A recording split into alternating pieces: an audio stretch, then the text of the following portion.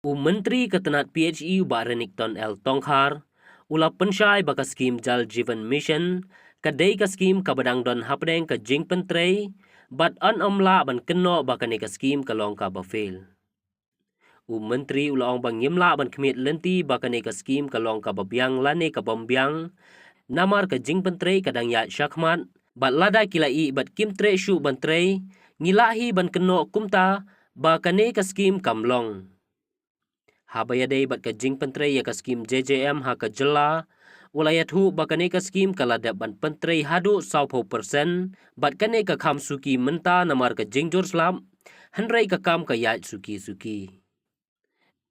Na kalyang katanat hi kadang trei shitom ban pendap no 6% ya kane ka skim ha ka jela, syua ban kut une usnam menta. Kabiang kaya dia do menta, ya koi around 40% ni ada. Tiga sulung pada kadau jong ke jing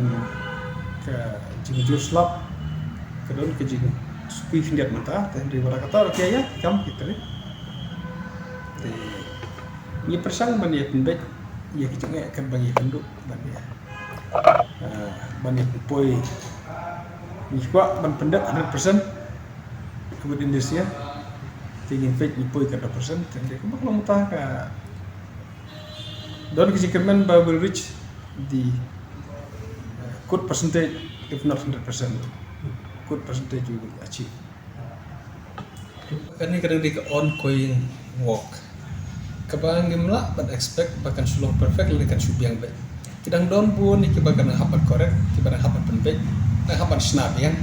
Tiap kadang di kiri ki ongoing work. Tinggal syukur kelut nak bang makin biang kita lock.